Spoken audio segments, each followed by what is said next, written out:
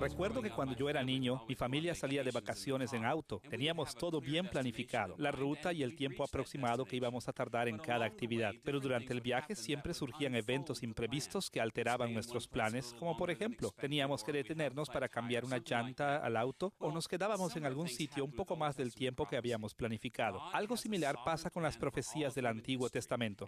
Dios tiene un plan soberano para toda la historia humana y ese plan tendrá su culminación. Cada etapa dentro de ese plan ha sido soberanamente delineada por Dios, pero al mismo tiempo nosotros sabemos que los planes de Dios están regidos por su santa providencia. Dios observa cómo los seres humanos reaccionan a sus profecías y es en base a esa reacción que Él actúa. De manera que si actuamos de una forma, la acción de Dios será diferente que si actuamos de otra forma. Encontramos entonces que Dios revela el destino de la humanidad a través de la Biblia, y esta revelación es progresiva según la humanidad avanza históricamente.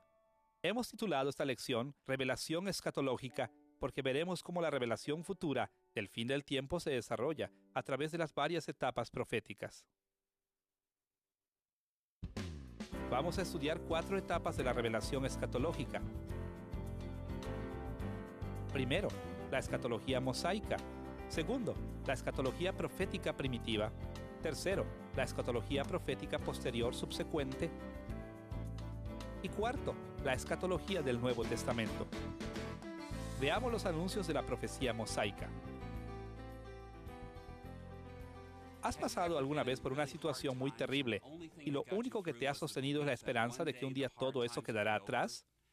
En gran medida, Moisés dio esta perspectiva a Israel. Le anunció que venían tiempos difíciles, pero también les anunció un tiempo de bonanza futura.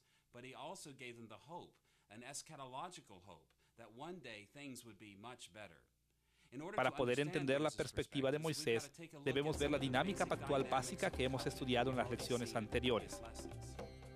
Primero, ciclos proféticos y segundo, culminación profética. Recordemos que Moisés entendió que Dios iba a probar la lealtad de su gente y que su gente frecuentemente iba a fallar.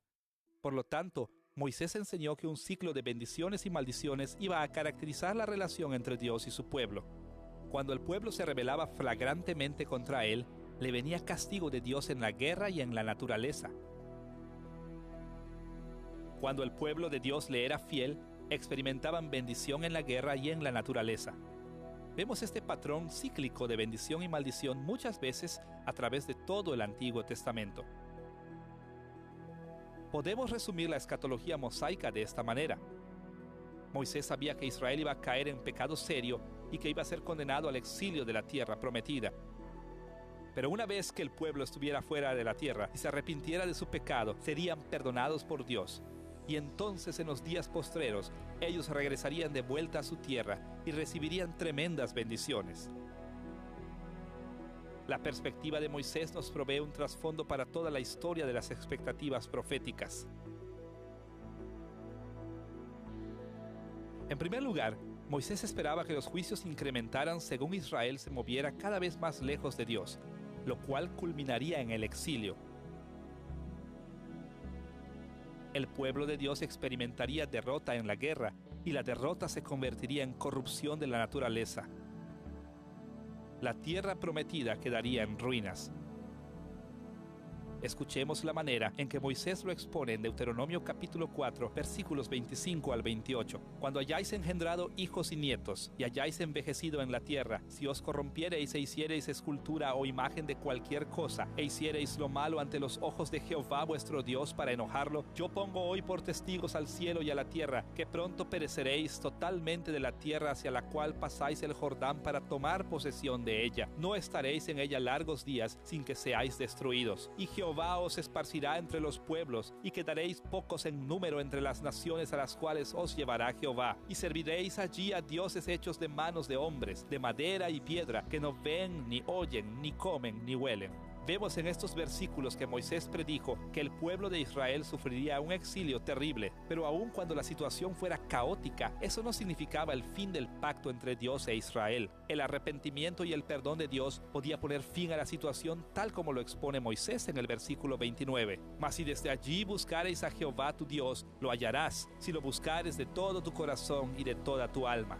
Una vez que el destierro ocurriese, el pueblo podría volver en sí, se arrepentirían y entonces podrían encontrar el perdón de Dios. ¿Cuál sería entonces el resultado de ese arrepentimiento del pueblo y del perdón de Dios? En pocas palabras, restauración del exilio. Moisés enseñaba que Dios les traería de vuelta para disfrutar de un estado permanente de las bendiciones inimaginables en el pacto.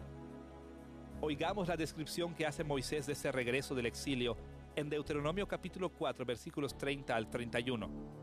Cuando estuvieres en angustia y te alcanzaren todas estas cosas, si en los postreros días te volvieres a Jehová tu Dios y oyeres su voz, porque Dios misericordioso es Jehová tu Dios, no te dejará ni te destruirá, ni se olvidará del pacto que les juró a tus padres. En el versículo 30, Moisés acuña un término técnico para referirse a este periodo de restauración definitiva. Él decía que la restauración de Israel tras el exilio tendría lugar en los días postreros. En hebreo, este término es Beharit Hayamim. En muchos casos, esta terminología quería decir sencillamente el futuro de algún tipo indefinido. Pero aquí en Deuteronomio capítulo 4, versículo 30, hallamos el uso técnico de la terminología de los últimos días o la culminación de la historia. Este uso técnico aparece en muchas partes de los profetas, incluyendo a Isaías capítulo 2, versículo 2, Miqueas capítulo 4, versículo 1 y Oseas capítulo 3, versículo 5. En el Nuevo Testamento la misma expresión aparece en Hechos capítulo 2, versículo 17, Hebreos capítulo 1, versículo 2 y Santiago capítulo 5, versículo 3. De hecho, es de este término del cual derivamos el término teológico escatología, el estudio de los días postreros, los acontecimientos finales. Podemos resumir la escatología mosaica de esta manera. Moisés sabía que Israel iba a caer en pecado serio y que iba a ser condenado al exilio de la tierra prometida. Pero una vez que el pueblo estuviera fuera de la tierra y se arrepintiera de su pecado, serían perdonados por Dios. Y entonces en los días postreros, ellos regresarían de vuelta a su tierra y recibirían tremendas bendiciones. La perspectiva de Moisés nos provee un trasfondo para toda la historia de las expectativas proféticas. Con la escatología muy simple de Moisés a la vista, ahora estamos listos para ver la escatología de los primeros profetas del Antiguo Testamento. ¿Cómo veían los profetas anteriores al exilio babilónico el movimiento de la historia hacia su culminación en los días postreros? Ahora, en esta lección, cuando nos referimos a las expectativas proféticas originales, estamos pensando en aquellos profetas que ministraron hasta los tiempos de Daniel. Los profetas previos a Daniel tienen una interpretación escatológica básica que se asemeja a la de Moisés. Veamos dos aspectos de la escatología profética primitiva. Primero, las similitudes con Moisés y segundo, las adiciones a Moisés. Veamos primero las similitudes que tenía la escatología profética de principios con los patrones básicos establecidos por Moisés. Moisés presenta un patrón de juicio nacional conducente al exilio, que sería seguido por arrepentimiento conducente a una gran restauración. Los primeros profetas del Antiguo Testamento dedicaban la mayor parte del tiempo previniendo al pueblo acerca del exilio venidero. Nuevamente, los profetas que precedieron a Daniel nunca perdieron la esperanza de que aún en el exilio podría haber arrepentimiento y perdón. De hecho, los profetas creían que Dios renovaría de manera sobrenatural al remanente del pueblo exiliado y les concedería el perdón. Como lo expresa Isaías en el capítulo 10, versículo 20, acontecerá en aquel tiempo que los que hayan quedado de Israel, los que hayan quedado de la casa de Jacob, nunca más se apoyarán en el que los hirió, sino que se apoyarán con verdad en Jehová, el Santo de Israel.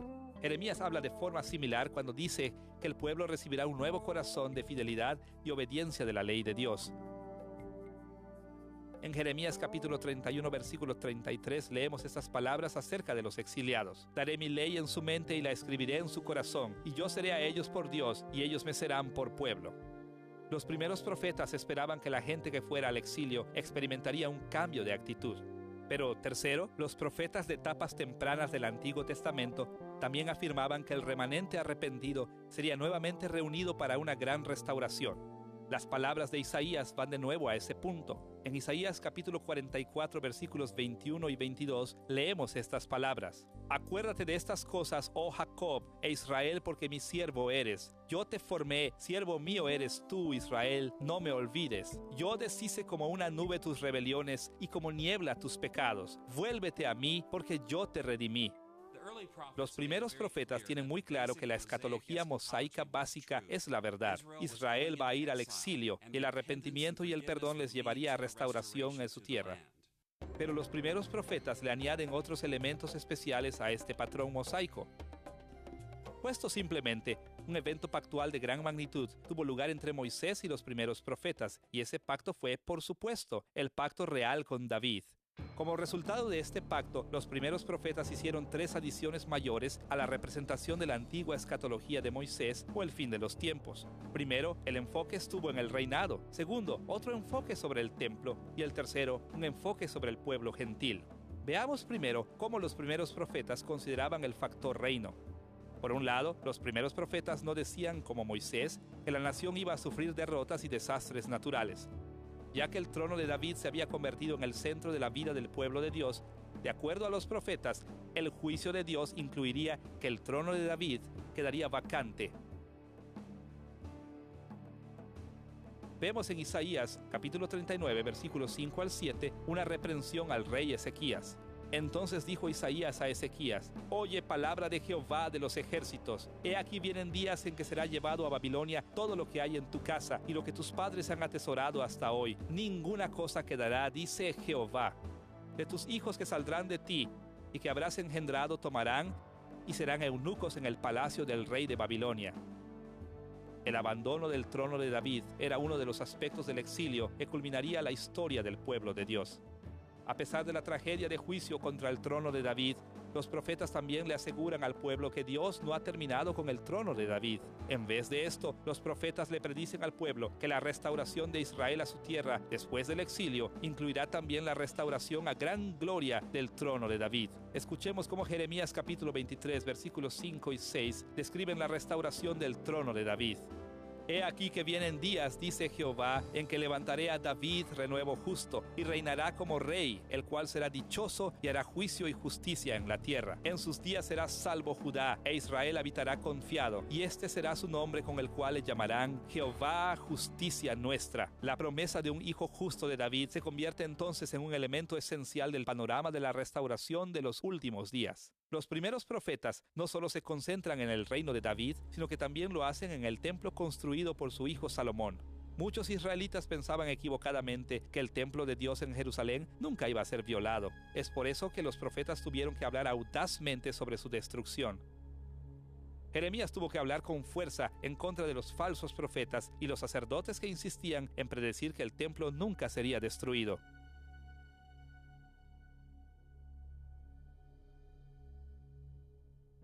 No fiéis en palabras de mentira diciendo: templo de Jehová, templo de Jehová, templo de Jehová es este. Los verdaderos profetas de Dios unánimemente anunciaron que el templo de Dios sería destruido al momento del exilio. Sin embargo, también anuncian que en el período de la restauración del reino después del exilio se reconstruirá un templo glorioso. Más que cualquier otro profeta, Ezequiel es quien hace más énfasis en la reconstrucción de este templo glorioso. Ezequiel capítulos 40 al 48 se concentra en el tema de la reconstrucción del templo. Dios le da una imagen especial del nuevo templo y ordena al pueblo construirlo. Veamos lo que nos dice Ezequiel capítulo 43, versículos 10 y 11. Tú, hijo de hombre, muestra a la casa de Israel esta casa, y avergüéncense de sus pecados, y si se avergonzaren de todo lo que han hecho, hazles entender el diseño de la casa, y descríbelo delante de sus ojos, para que se guarden toda su forma y todas sus reglas, y las pongan por obra.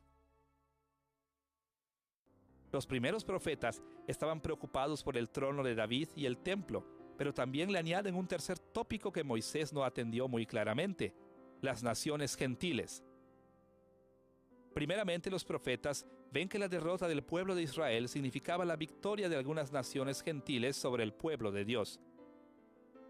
Como sabemos, ellos predijeron que los asirios y los babilonios conquistarían Israel y tratarían cruelmente al pueblo de Dios.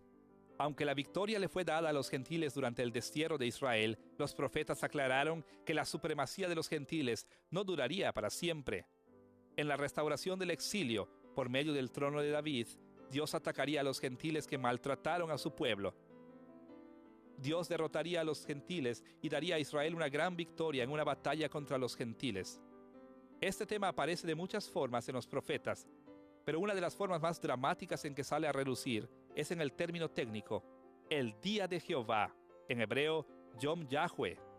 La idea básica tras esta frase es que Jehová era capaz de derrotar a los enemigos del pueblo de Israel en un solo día. Es por eso que el día de Jehová es un día en que la victoria le pertenece solo a Él, así como los soldados victoriosos, aún hoy, cuando van a la batalla, dicen, el día es nuestro. Esta terminología es particularmente poderosa en el sentido de que establece un fuerte contraste entre el exilio de Israel y su restauración. Tal vez la mejor forma de verlo es mirando el modo en que el profeta Joel usa la expresión el día del Señor. La expresión aparece en Joel capítulo 1, versículo 15, 2:1, 2:11, 2:31 y 3:14. Las tres primeras referencias al día del Señor se refieren a cuando Jehová derrotó a Judá. El pueblo del pacto se ha convertido en enemigo de Dios por sus pecados, y aquí el día del Señor se refiere a que Dios derrota a su pueblo y le envía al exilio. Pero en la segunda mitad de su libro, él cambia el uso que da al término. Él describe otro acontecimiento como el día del Señor. Esto ocurre cuando Israel retorna del exilio. Esto representará la derrota de los pueblos que oprimieron a Israel. Por ejemplo, en Joel capítulo 2, versículo 31 al 32, leemos estas palabras. El sol se convertirá en tinieblas y la luna en sangre antes de que venga el grande y espantoso día de Jehová. Y todo aquel que invocare el nombre de Jehová será salvo, porque en el monte de Sión y en Jerusalén habrá salvación, como ha dicho Jehová, y este es el remanente al cual él ha llamado. Así que vemos que para Joel, el día del Señor no solamente se refiere al juicio contra el pueblo de Dios, sino también se refiere a una gran batalla que tendrá lugar a medida que el pueblo de Dios fuese restaurado a la tierra. Antes de dejar el tema de los gentiles en la escatología de Israel, debemos mencionar un elemento final, la expansión de Israel a través de la integración del pueblo gentil. No todos los gentiles serán destruidos cuando venga el día del Señor contra ellos. Por el contrario, después de la batalla, muchos de los gentiles se unirán al pueblo de Dios para adorar al único Dios verdadero y vivo. Tal y como el profeta lo expresó en Isaías capítulo 2, versículos del 2 al 3. Acontecerá en lo postrero de los tiempos, que será confirmado el monte de la casa de Jehová como cabeza de los montes, y será exaltado sobre los collados, y correrán a él todas las naciones. Y vendrán muchos pueblos y dirán, venid y subamos al monte de Jehová, a la casa del Dios de Jacob, y nos enseñará sus caminos, y caminaremos por sus sendas. Este pasaje y muchos otros señalan la culminación de la esperanza escatológica en las primeras profecías del Antiguo Testamento. Las bendiciones de Dios fluirían sobre Israel, pero incluirán también la inclusión de incontables gentiles a la fe verdadera, de manera que el pueblo en el pacto con Dios se expanda sobre toda la tierra. Los grandiosos nuevos cielos y nueva tierra serán un mundo lleno del conocimiento de Dios. La paz de Dios vendrá a la tierra y todas las gentes que queden adorarán al Dios vivo y verdadero. Así vemos que los primeros profetas seguían el patrón básico que Moisés marcó. Ellos creían que venía un exilio, pero el arrepentimiento y el perdón llevarían al escatón o la gran restauración. Ahora, a este patrón, los profetas le añadieron otros temas importantes. Primero, la centralidad del trono de David. Segundo, la importancia del templo. Y tercero, el papel muy especial que jugaría el pueblo gentil, tanto en el exilio como en la restauración del pueblo de Dios. Hemos visto el fundamento de la escatología mosaica y las similitudes y adiciones de la escatología profética primitiva. Ahora estamos en posición de explorar la escatología profética posterior. En las lecciones anteriores hemos visto cómo las circunstancias históricas contingentes tienen efecto significativo en el modo en que Dios cumple las predicciones de sus profetas. En muchos aspectos, en los profetas posteriores, vemos cómo enfrentan una de las mayores contingencias históricas del Antiguo Testamento. Descubriremos que las reacciones del pueblo de Dios tienen un efecto importantísimo en la manera en que el futuro o el escatón se manifestará.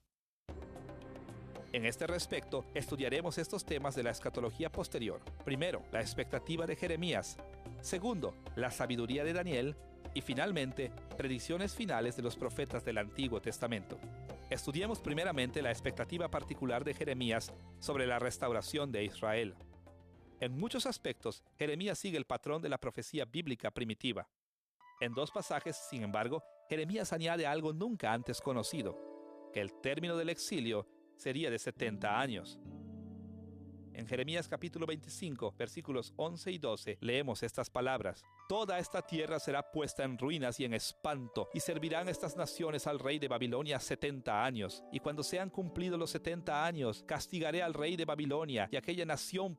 De manera similar, Jeremías capítulo 29, versículos 10 y 11, nos dice, cuando en Babilonia se cumplan los 70 años, Yo os visitaré y despertaré sobre vosotros mi buena palabra para haceros volver a este lugar. Porque yo sé los pensamientos que tengo acerca de vosotros, dice Jehová, pensamientos de paz y no de mal, para daros el fin que esperáis. Vemos como Jeremías predice que el exilio de Israel terminaría en 70 años. De hecho, en 2 de Crónicas, capítulo 36, versículos 21 y 22, encontramos que esta profecía se cumplió cuando los primeros exiliados regresaron a su tierra, en el año 539 a.C., bajo el liderazgo de Zorobabel. Zacarías también confirma esta fecha en Zacarías capítulo 1, versículo 12, y en Zacarías capítulo 7, versículo 5. Así podemos ver que Jeremías predijo que el exilio duraría 70 años, y encontramos que la fecha fue precisa. En el 539 a.C., el emperador persa Ciro anuncia que los israelitas han de regresar a su tierra a construir el templo.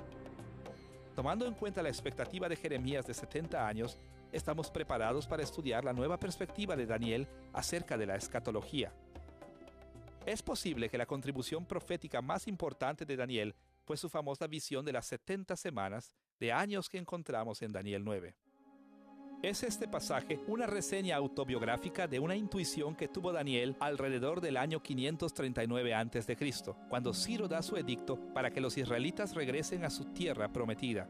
El capítulo 9 de Daniel comienza con una introducción de los versículos del 1 al 3. Allí Daniel reporta que él estaba leyendo la profecía de Jeremías acerca de los 70 años en el exilio. En el versículo 2 leemos estas palabras: Yo, Daniel, miré atentamente en los libros el número de los años de que habló Jehová al profeta Jeremías, que habían de cumplirse las desolaciones de Jerusalén en 70 años. Ahora, Daniel sabía que Jeremías dijo que el exilio duraría solamente 70 años, pero en vez de regocijarse, como esperaríamos de Daniel, el versículo 3 nos dice que Daniel hizo algo muy diferente. Y volví mi rostro a Dios el Señor, buscándole en oración y ruego, en ayuno, cilicio y ceniza. Aun cuando podríamos esperar que Daniel estuviera contento con que los 70 años de Jeremías terminaran, en lugar de esto, se torna hacia el Señor en vestidura de saco y en cenizas, buscando el favor de Dios. En Daniel capítulo 9, versículos 4 al 19, encontramos un resumen de la oración de Daniel. En esta oración atiende un problema serio. Los 70 años de Jeremías se han cumplido, pero el pueblo aún no se ha arrepentido de sus pecados. Como él dice en Daniel capítulo 9, versículos 13 al 14. Todo este mal vino sobre nosotros, y no hemos implorado el favor de Jehová nuestro Dios para convertirnos de nuestras maldades y entender tu verdad.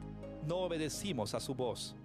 Daniel entendió lo que ya nosotros hemos visto anteriormente en esta lección. Moisés había anunciado anteriormente que el exilio terminaría solamente cuando el pueblo se arrepintiera de sus pecados. Pero hubo una eventualidad histórica que nos esperaba. Los israelitas habían ido al exilio, pero aún no se habían arrepentido de sus pecados. Como resultado, algunos cambios significativos ocurrieron en la forma en que Dios desarrollaría el escatón. Daniel termina su oración suplicando misericordia, ya que el pueblo no se había arrepentido de su rebelión. Daniel pide a Dios que restaure al pueblo solamente para su propia gloria. Leemos en Daniel capítulo 9, versículos 17 y 18. Ahora pues, Dios nuestro, y haz que tu rostro resplandezca sobre tu santuario asolado, por amor del Señor. Inclina, oh Dios mío, tu oído, y oye, abre tus ojos y mira nuestras desolaciones, y la ciudad sobre la cual es invocado tu nombre, porque no elevamos nuestros ruegos ante ti, confiados en nuestras justicias, sino en tus muchas misericordias. Daniel abrigaba la esperanza de la restauración al pueblo contra toda esperanza, a pesar de que no se había arrepentido de su pecado. El resto de Daniel, los versículos 20 al 27, consisten de la respuesta de Dios a la oración de Daniel. El ángel Gabriel viene con un mensaje de Dios. Él le dice esto a Daniel en Daniel capítulo 9, versículo 24. 70 semanas están determinadas sobre tu pueblo y sobre tu santa ciudad, para terminar la prevaricación y poner fin al pecado y expiar la iniquidad, para traer la justicia perdurable y sellar la visión y la profecía y ungir al santo de los santos. Sencillamente el ángel Gabriel dice que el exilio de 70 años, según Jeremías, ha sido alargado a 70 veces 7 años, alrededor de 490 años. Ya que el pueblo ha rehusado arrepentirse, Dios decide multiplicar el tiempo del exilio a 7 veces más, tal como Dios dice en Levítico capítulo 26, versículo 18. Y si aún con estas cosas no me oyereis, yo volveré a castigaros 7 veces más por vuestros pecados. Dios retrasó la restauración del reino y la pasó de un reino gentil a otro, y luego a otro más, hasta que viniese el reino de Dios a través de Jesucristo. Ahora que hemos visto la profecía de Jeremías de 70 años de exilio, y cómo Daniel supo que estos 70 años se multiplicaron a algunos 490 años, Estamos en posición de mirar a las etapas finales de la escatología profética del Antiguo Testamento. Esta etapa de la profecía tuvo lugar durante el período de la restauración, cuando un grupo de exiliados fueron puestos en libertad y regresaron a la tierra prometida. Para entender cómo la escatología del Antiguo Testamento miraba esta etapa final, consideraremos dos aspectos: las esperanzas iniciales en la restauración y las esperanzas posteriores en la restauración. Consideremos primero las esperanzas de los primeros profetas que sirvieron en los primeros años después de que los primeros israelitas regresaron a la tierra desde Babilonia. En este punto estamos enfocando en la etapa inicial de la restauración, que comprende los años 539 a 515 a.C. Durante este tiempo, grupos pequeños de israelitas regresaron a la tierra con la esperanza de que las bendiciones de Dios caerían rápidamente sobre el pueblo de Dios restaurado. En cierto modo, ellos querían acortar los 490 años que Daniel había profetizado a través de su arrepentimiento y servicio fiel a Dios. Los profetas Ageo y Zacarías enfocan 4 esperanzas escatológicas: la restauración del trono de David, la victoria sobre las naciones gentiles, la restauración del templo y la renovación de la naturaleza. Ageo y Zacarías tenían grandes esperanzas para el pueblo de Dios. Ellos esperaban que la fidelidad del pueblo de Dios en este momento les traería grandes bendiciones a la nueva nación. A pesar de que el pueblo tenía grandes esperanzas en Zorobabel y en el templo en los primeros años, después de que Israel regresó a la tierra, estas no duraron mucho. En vez de eso, encontramos que las esperanzas de la restauración posterior toman un rumbo diferente. Zorobabel completa el templo siguiendo las instrucciones de Zacarías y Ageo, pero vemos en la segunda parte de los libros de Zacarías, Esdras, Nehemías y Malaquías que el pueblo de Israel comenzó a obedecer a Dios solo en apariencia. En una generación abundaron los matrimonios con mujeres gentiles, lo que resultó en una apostasía general. Como consecuencia, la esperanza de gran bendición para Israel en el período posexílico quedó relegada a un futuro distante. Malaquías enfatiza estas esperanzas distantes más que ningún otro profeta del período. Él reprende agudamente a los que viven en Jerusalén y les advierte que un día de juicio y bendición vendría en el futuro. Por ejemplo, en Malaquías capítulo 3, versículo 1, leemos estas palabras: «He aquí yo envío mi mensajero, el cual preparará el camino delante de mí, y vendrá súbitamente a su templo el Señor, a quien vosotros buscáis, y el ángel del pacto a quien deseáis vosotros. He aquí viene, ha dicho Jehová de los ejércitos». Y en las últimas palabras del capítulo 4, versículos del 1 al 12, Malaquías habla acerca de lo que va a ocurrir en ese gran día futuro. «Porque he aquí viene el día ardiente como un horno, y todos los soberbios y todos los que hacen maldad serán estopa. Aquel día que vendrá los abrazará, ha dicho Jehová de los ejércitos, y no les dejará ni raíz ni rama. Mas a vosotros los que teméis mi nombre, nacerá el sol de justicia, y en sus alas traerá salvación, y saldréis y saltaréis como becerros de la manada». Al cerrar el Antiguo Testamento, se puede apreciar que esta salvación no vendrá pronto. El pueblo de Dios tendrá que esperar una restauración total. Hemos visto que la escatología en el Antiguo Testamento comienza con Moisés y que los profetas pioneros abren muchos atisbos al añadir los temas del trono y el templo. Ahora hemos visto cómo Daniel y los profetas posteriores del Antiguo Testamento se dan cuenta de que el exilio se va a extender por un largo periodo de tiempo. Solo entonces la gran intervención divina tendría lugar y traería la restauración al pueblo de Dios. Esto nos trae a la última etapa de la escatología bíblica, la escatología del Nuevo Testamento. Siempre que leamos las profecías del Antiguo Testamento, como cristianos debemos observar las perspectivas de los autores del Nuevo Testamento. Los escritores del Nuevo Testamento entendían muy bien el desarrollo de la escatología del Antiguo Testamento, pero además de esto, le añadieron la realidad del ministerio de Jesucristo. Jesús vino a esta tierra y produjo un cambio en la manera en que la escatología se manifestaría. Y como cristianos, nosotros debemos seguir esta perspectiva de que nos ofrece el Nuevo Testamento. El nuevo retrato del Nuevo Testamento de la escatología se puede entender si consideramos 3 asuntos. Primero, alguna terminología central en el Nuevo Testamento. Segundo, la estructura básica de la escatología del Nuevo Testamento. Y finalmente, los temas escatológicos importantes que aparecen en el Nuevo Testamento. Veamos primero ciertos términos importantes en el Nuevo Testamento que nos orientan a las perspectivas del Nuevo Testamento en cuanto al fin del tiempo. Nos enfocaremos en 3 expresiones particularmente importantes. Primero, la palabra evangelio, luego el término reino y finalmente la expresión los días postreros. La palabra evangelio se deriva de la palabra griega euangelion, que significaba buenas noticias. Una y otra vez el Nuevo Testamento nos dice que Jesús y sus discípulos llevaban el evangelio o las buenas nuevas. Más de 100 veces los escritores del Nuevo Testamento hablan del mensaje de Cristo como el Evangelio o las buenas noticias. Es importante darse cuenta de que el Nuevo Testamento no inventó este término. Por el contrario, lo tomaron del término usado por los profetas del Antiguo Testamento. Los profetas del Antiguo Testamento usaban la palabra hebrea, basar, que suele ser traducida como dar las buenas nuevas o dar noticias de gozo en numerosas ocasiones. ¿Qué noticias tenían en mente? En pocas palabras, las buenas nuevas anunciadas por los profetas eran las noticias de que el exilio se había terminado y que la restauración del pueblo de Dios estaba por llegar. Por ejemplo, escuchemos el modo en que el profeta Isaías habló en Isaías capítulo 52, versículos 5 al 7. En los versículos del 5 al 6 leemos estas palabras. Y ahora, ¿qué hago aquí, ya que mi pueblo es llevado injustamente y los que en él se enseñorean lo hacen aullar? Por tanto, mi pueblo sabrá mi nombre por esta causa en aquel día, porque yo mismo que hablo, he aquí estaré presente. Dios anuncia que su pueblo vería una gran demostración de su poder y sabrán que él predijo la restauración después del exilio. Entonces, reflexionando acerca de esta seguridad de la restauración, Isaías dice en el versículo 7, «Cuán hermosos son sobre los montes los pies del que trae alegres nuevas, del que anuncia la paz, del que trae alegres nuevas del bien, del que publica salvación, del que dice a Sión, tu Dios reina». Isaías anuncia que la aparición de ciertos mensajeros sería bella de contemplar. ¿Qué clase de mensajeros? Aquellos que traían las buenas nuevas o el Evangelio.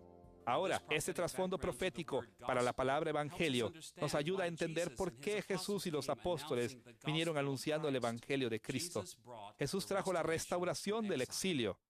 En Lucas capítulo 4, versículos 18 y 19, Jesús citó a Isaías capítulo 61, versículos 1 y 2 y lo aplicó a su propia vida. «El Espíritu del Señor está sobre mí, por cuanto me ha ungido para dar buenas nuevas a los pobres. Me ha enviado a sanar a los quebrantados de corazón, a pregonar libertad a los cautivos y vista a los ciegos, a poner en libertad a los oprimidos, a predicar el año agradable del Señor». Como nos aclara este pasaje, Jesús se ve a sí mismo como el que trae la restauración del exilio al pueblo de Dios. El segundo término en el Nuevo Testamento revela la misma perspectiva. Este término es el reino de Dios. El Nuevo Testamento frecuentemente resume la era del Nuevo Testamento como la era del reino. ¿Por qué es esta terminología tan prominente en el Nuevo Testamento? El término reino fue otra manera en que el Nuevo Testamento reconoció que Jesús había cumplido con las esperanzas sobre la restauración del exilio. Escuchemos otra vez la profecía de Isaías acerca de la restauración del exilio en el capítulo 52, versículo 7. Allí él relacionó el evangelio al reino de Dios de esta manera. «Cuán hermosos son sobre los montes los pies del que trae alegres nuevas, del que anuncia la paz, del que trae nuevas del bien, del que publica salvación, del que dice a Sión, tu Dios reina». Estas últimas palabras, tu Dios reina, anuncian la restauración del pueblo de Dios y su victoria sobre el mundo. Y este anuncio nos provee del trasfondo a las enseñanzas de Jesús acerca del reino de Dios.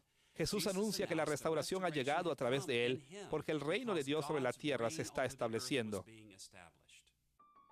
La tercera expresión también nos ayuda a entender las perspectivas del Nuevo Testamento acerca del fin de los tiempos, el término los días postreros. Recordemos que los profetas del Antiguo Testamento usaron este término para referirse al período después del exilio.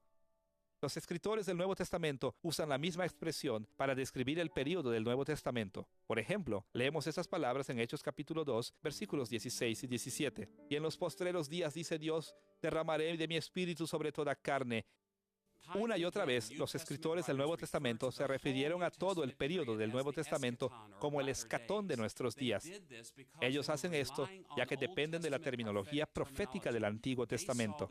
Ellos consideraban su época como los días postreros, el fin de la esfera escatológica, la restauración del pueblo de Dios. Estos términos importantes en el Nuevo Testamento revelan que sus escritores veían su época como la culminación de las esperanzas escatológicas del Antiguo Testamento. En pocas palabras, la etapa final de la historia humana vino a través de Cristo. Esta orientación sobre la escatología del Nuevo Testamento nos pone en posición de explorar la estructura básica que se revela en este para la restauración del reino. Para examinar este nuevo punto de vista de escatología, veremos dos de las expectativas descritas en el Nuevo Testamento. Primero, la expectativa de Juan el Bautista y luego la expectativa de Jesús. Primero, consideremos las ideas de Juan el Bautista.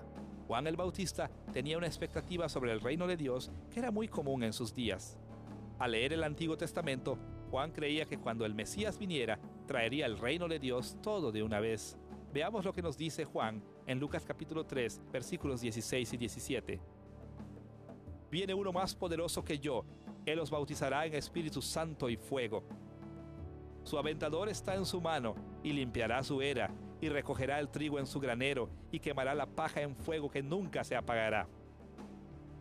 Juan creía, al igual que los profetas del Antiguo Testamento, que cuando el reino viniera, este sería un tiempo de inmediata bendición y juicio. Jesús pasó la mayor parte de su ministerio enseñando a sus discípulos que los días postreros no vendrían tal como Juan el Bautista y otros esperaban. En lugar de eso, Dios había decidido traer la restauración lentamente, extendiéndola sobre un periodo de tiempo. Quizá la expresión más clara de la nueva revelación de Jesús acerca del escatón aparezca en dos parábolas del reino, en Mateo capítulo 13, versículos 31 al 35. Jesús compara el reino con una semilla de mostaza que crece hasta convertirse en una planta grande. Jesús compara el reino con la levadura que hace crecer la masa de un pan gradualmente. El punto que ilustran estas parábolas es que el reino de Dios no viene en bendiciones y juicio todo al mismo tiempo. En vez de eso vendría increciendo o en etapas. La perspectiva del Nuevo Testamento de la escatología enseñada por Jesús y sus discípulos se conoce como una escatología inaugurada. Esta escatología inaugurada ha sido descrita de muchas formas, pero la manera más sencilla de entenderla es haciendo uso de una estructura triple. Primero, la venida de Cristo fue la inauguración del reino. Esto incluye su muerte, resurrección, ascensión, el Pentecostés y el ministerio de los apóstoles, quienes forman el fundamento o el comienzo del escatón. La segunda etapa de la restauración, de acuerdo al Nuevo Testamento, es la continuación del reino. Esta es la etapa en que ahora vivimos hoy, después de la primera venida de Cristo, pero antes de su segunda venida.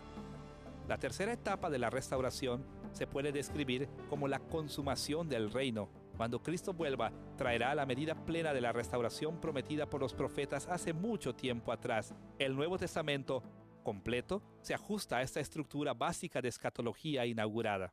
Ya que hemos visto la terminología clave y la estructura del nuevo punto de vista que nos presenta el Nuevo Testamento, vamos ahora a estudiar algunos temas de escatología que aparecen en el Antiguo Testamento, pero que también aparecen en el Nuevo Testamento. Nos va a ser de provecho observar los dos temas principales del Antiguo Testamento, los temas del exilio y la restauración. Nos referiremos primero al exilio. Como ustedes recordarán, el motivo del exilio consistía en que Dios amenaza a su pueblo con un severo juicio en la guerra y en la naturaleza. Estos temas de exilio están adaptados en el Nuevo Testamento a la estructura de la inauguración, continuación y consumación del reino. En primer lugar, cuando Cristo inauguró su reino en su ministerio terrenal, siempre habló palabras de juicio contra las personas del pacto. El tema del exilio también está relacionado a la continuación del reino. Por un lado, el juicio del exilio espiritual, de la bendición de Dios, continuaba para los hijos físicos de Abraham que se rehusaron a obedecer al Mesías, quedaron excluidos de las bendiciones del reino de Dios. Por otro lado, lo mismo es cierto para los gentiles que han entrado a la iglesia visible. El Nuevo Testamento deja muy claro una y otra vez que la disciplina de la iglesia, que alcanza el clímax en la excomunión, era el modo en que los gentiles y los judíos en la iglesia son exiliados cuando se rebelan contra Dios. Y finalmente, el Nuevo Testamento también nos enseña que en la consumación del reino va a tener lugar un exilio eterno. Cuando Cristo regrese, se sentará a juzgar a los apóstatas y los enviará a un juicio eterno, apartados de las bendiciones de los nuevos cielos y tierra. Vemos entonces cómo el motivo del exilio se cumple en el Nuevo Testamento. En este toma la forma de inauguración, continuación y consumación del reino. Claro que el Nuevo Testamento no solo habla del tema del exilio, también enseña claramente que las bendiciones de la restauración para el pueblo de Dios vienen a través de Cristo. Los profetas del Antiguo Testamento enseñaron que en los últimos días Dios bendeciría a su pueblo más allá de toda medida en la guerra y la naturaleza. El Nuevo Testamento nos enseña que esas bendiciones de restauración tomarán lugar en 3 etapas del reino de Dios. En primer lugar, durante la inauguración del reino, encontraremos muchos temas de la restauración caracterizando el ministerio de Cristo. Así como en el Antiguo Testamento, los profetas anunciaron el establecimiento del trono de David, Jesús es proclamado Hijo de David, el Rey. Así como los profetas anunciaron la reconstrucción del templo durante los días postreros, Jesús es proclamado el templo de Dios. Así como los profetas predijeron la victoria sobre la maldad de las naciones paganas y sus dioses, así también Jesús comienza la victoria por su pueblo, derrotando a Satanás y el poder de la muerte. Así como los profetas del Antiguo Testamento predijeron una gran herencia para el pueblo de Dios, Jesús mandó el Espíritu Santo, el cual es el primer pago de nuestra herencia. Tal como los profetas hablaron de grandes bendiciones en la naturaleza, Jesús hizo grandes milagros de sanidades físicas durante su ministerio. El Nuevo Testamento enseña que la primera venida de Jesús es el principio de la gran restauración de las bendiciones de Dios. En segundo lugar, estos temas de la restauración también caracterizan la continuación del reino, nuestro tiempo entre la primera y segunda venida de Cristo. Jesús continúa reinando como Rey del mundo, tal como los profetas predijeron que reinaría el Hijo de David. El cuerpo de Cristo es la consumación de la visión del templo de Dios al final de los tiempos. A la iglesia ahora se le llama el templo de Dios. La iglesia es victoriosa en las batallas espirituales sobre la maldad, así como los profetas dijeron que el pueblo de Dios tendría victoria sobre el mundo. El Espíritu Santo continúa en la iglesia como el primer pago de nuestra herencia plena. Además, los cristianos usualmente vemos las bendiciones de Dios sobre su pueblo en sanidades y otros hechos especiales de providencia. De esta y de muchas otras maneras, el Nuevo Testamento hace claro que las grandes promesas de restauración van a ser cumplidas en la continuación del reino de Cristo. En tercer lugar, el Nuevo Testamento no solo enseña que Cristo inauguró el reino y también continúa con las bendiciones de la restauración, también nos enseña que la consumación del reino traerá el clímax de todas las promesas de restauración del Antiguo Testamento. Cuando Jesús retorne, extenderá su reinado sobre todo el mundo, tal como los profetas enseñaron que el Hijo de David reinaría sobre todas las naciones. Cuando Jesucristo regrese, la promesa de un templo renovado tendrá su cumplimiento según Dios remoldee toda la creación y la convierta en el templo de Dios. Al final de esta era, habrá una victoria total del pueblo de Dios sobre el mal. El pueblo de Dios recibirá la herencia completa de una creación nueva. Y por supuesto, la naturaleza se transformará en un paraíso totalmente renovado en la gloriosa salvación. En esto y más, las profecías de la restauración serán cumplidas cuando Cristo traiga su reino a la consumación. En esta lección sobre el desarrollo de la escatología, hemos visto cómo las expectativas para el final de la historia se desarrollan desde Moisés hasta los primeros profetas y de estos a los profetas posteriores para luego pasar al Nuevo Testamento. Cada paso a través del camino hemos visto cómo Dios revela más y más sobre la culminación del mundo. Siempre que leamos que los profetas del Antiguo Testamento hablan acerca del juicio del exilio, debemos verlo bajo la perspectiva del Nuevo Testamento. Hay exilio para los transgresores del pacto durante la inauguración, continuación y culminación o consumación del reino. Y siempre que leamos que los profetas del Antiguo Testamento hablan de bendiciones futuras de restauración, debemos recordar que esas grandes bendiciones llegan en la inauguración, continuación y consumación del reino. Si mantenemos estas perspectivas en mente, estaremos preparados para asimilar las escrituras del Antiguo Testamento con los ojos de los escritores del Nuevo Testamento y del mismo Jesucristo.